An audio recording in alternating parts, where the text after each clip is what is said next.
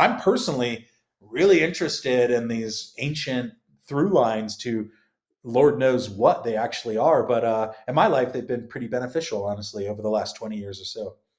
Here's real quick, just so people have reference. This is the other one I was talking about in Spain. You see the bull up there in the left hand corner and the Psilocybe down there in the right corner.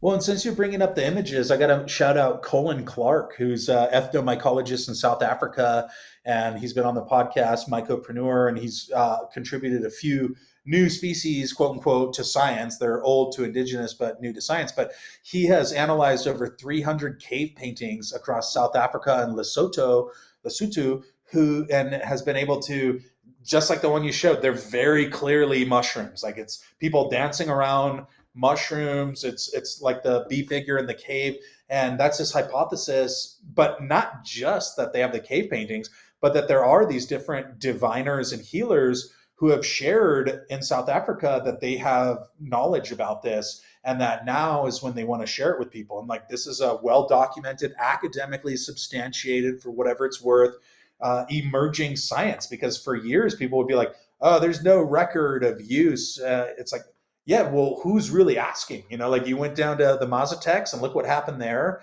Like Maria Sabina had her home burned down, and there, was an influx of foreigners, and then it wasn't even her consent that she shared to share that whole story, and it was all done under false pretenses for Gordon Wasson to share that story with Life magazine. So I do think there's a fair amount of gatekeeping for probably pretty good reasons, because people they don't want to be have their cultures ripped off, and they don't want to be subjected to unnecessary harassment and random people coming in. And this is something actually I've seen come up with some of the ethnographic research around mushrooms, is like Juliana Furci, who I'm a big fan of. She runs Fungi Foundation in Chile. She goes all over the world and documents indigenous knowledge around mushrooms.